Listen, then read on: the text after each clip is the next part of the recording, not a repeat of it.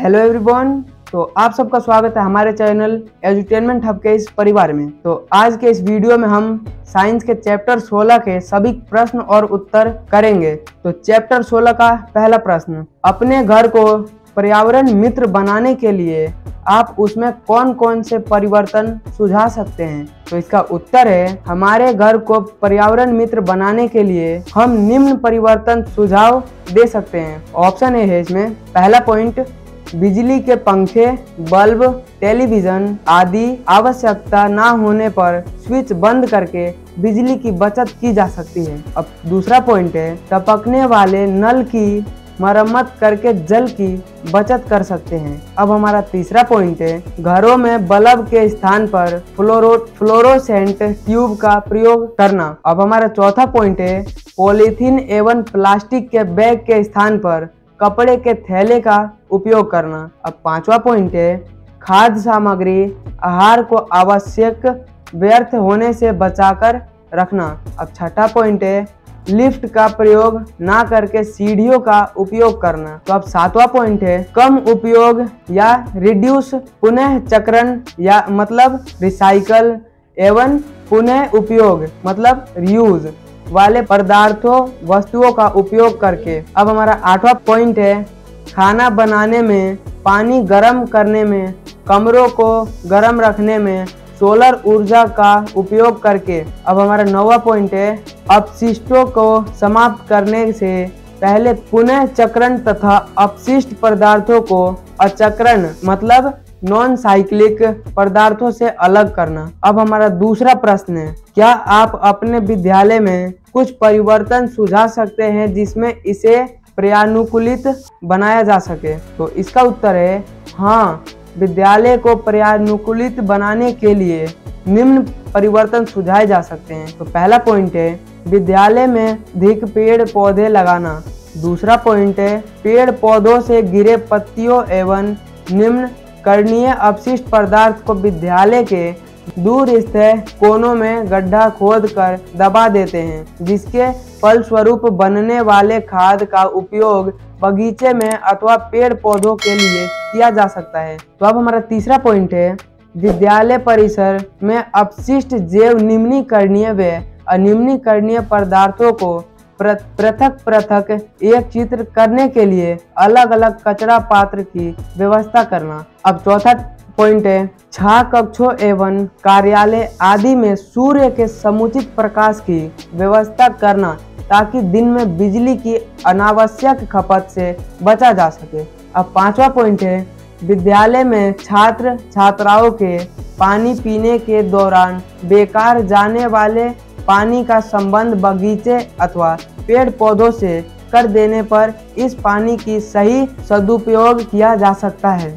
अब छठा पॉइंट है, विद्यालय की छत पर वर्षा के दौरान एक चित पानी को जमीन पर टैंक बनाकर संग्रह करना। अब सातवां पॉइंट है, विद्यालय में बिजली के स्थान पर सोलर ऊर्जा का उपयोग करना चाहिए। अब आठवां पॉइंट है, विद्यालय में वातावरण को किस प्रकार सुरक्षित किया जा सकता है, इस संदर्भ में सेमिनार आयोजित किया जाना चाहिए जिसमें शिक्षक एवं छात्र छात्राओं की भागीदारी हो।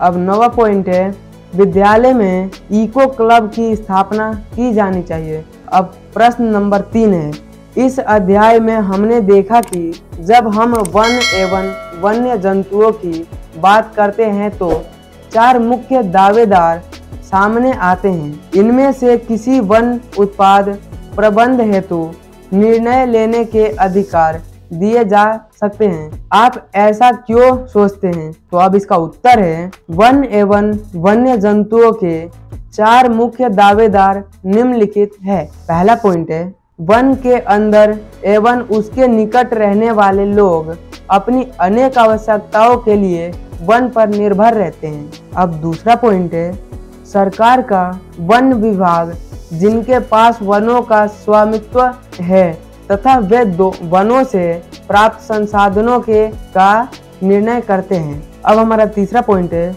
उद्योगपति जो तेंदुपत्ती का उपयोग बीड़ी बनाने से लेकर कागज मिल तक विभिन्न वन उत्पादों का उपयोग करते हैं, परंतु वे वनों के किसी भी एक क्षेत्र पर निर्भर नहीं करते। अब हमारा चौथा पॉइंट है वन्य जीवन एवं प्राकृतिक प्रेमी, जो प्राकृतिक संरक्षण इसकी अर्थव्यवस्था में करना चाहता है। उपयोग चारों प्रकार के दावेदारों मतलब स्टेक होल्डर्स में से चौथे प्रकार के दावेदार जो प्राकृतिक प्रेमी है और वन्य प्राणियों के प्राकृतिक वनस्पति को प्रबंधन एवं वन तथा उसके उत्पादों के संबंध में निर्णय लेने का अधिकार देना चाहिए। तो अब हमारा प्रश्न नंबर 4, अकेले व्यक्ति के रूप में आप निम्न के प्रबंधन में क्या योगदान दे सकते हैं? पहला, वन एवं वन्य जंतु।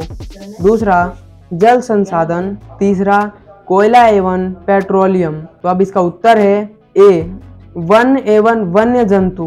तो इसका पहला है वन एवं वन्य जंतु में व्यक्तिगत रूप से वन एवं वन्य जंतुओं के प्रबंधन में स्थानीय नागरिकों की सहभागिता को सुनिश्चित करना चाहूँगा एवं उन्हें इनके महत्व के बारे में बताना चाहूँगा। इसके साथ ही यह प्रबंध भी करूंगा कि वन संपदा को अनावश्यक क्षति ना हो एवं इनका दुरुपयोग ना हो। अब इसका दूसरा, जल संसाधन।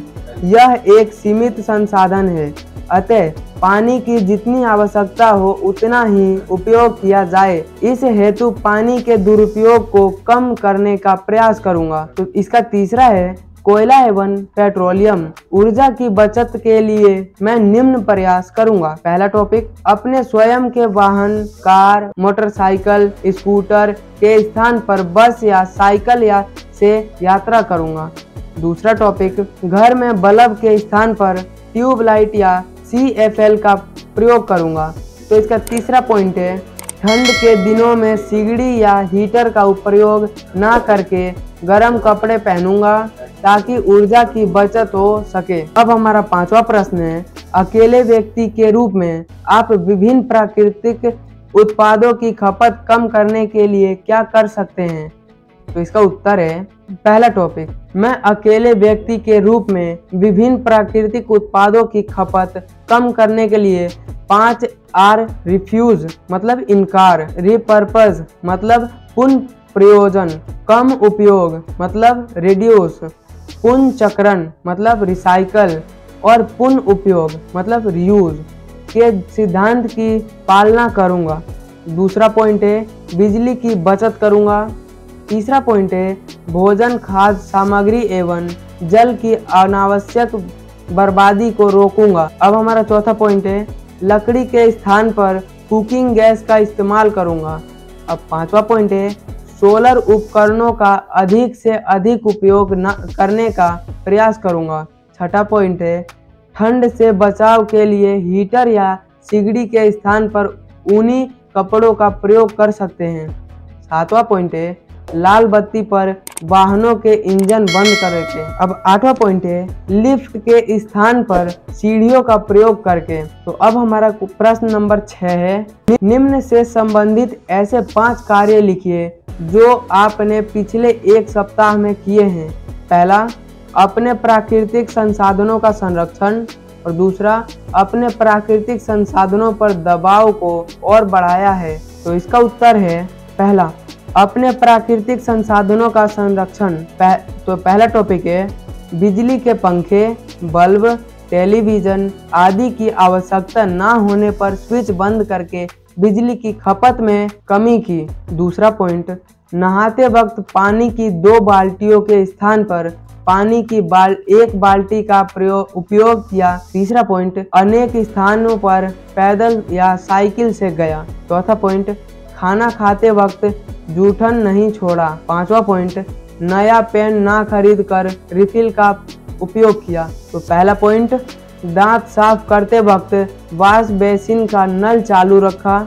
दूसरा पॉइंट, 1 बाल्टी पानी के स्थान पर 3 बाल्टी पानी से स्नान किया। तीसरा पॉइंट, मैं मेरे टिफिन में अधिक खाना लाया था तथा शेष बचे खाने को प्रतिदिन फेंकता था। चौथा पॉइंट, रात में पढ़ते पढ़ते सो गया एवं सारी रात लाइट जलती रही। पांचवा पॉइंट, पिताजी की कार से दोस्तों के साथ घूमने गया। अब हमारा 7वां प्रश्न है, इस अध्याय में उठाई गई समस्याओं के आधार पर आप अपनी जीवन शैली में क्या परिवर्तन लाना चाहेंगे जिससे हमारे संसाधनों के संशोधन को प्रोत्साहन मिल सके।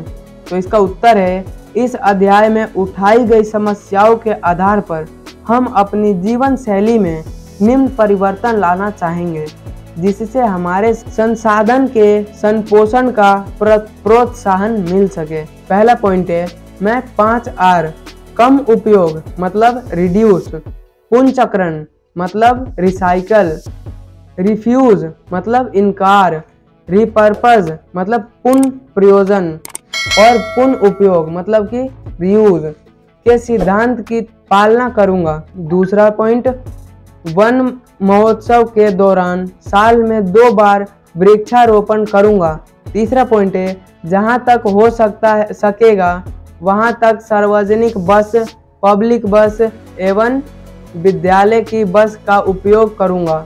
चौथा पॉइंट है, जहां तक संभव हो सोलर ऊर्जा का उपयोग करूंगा।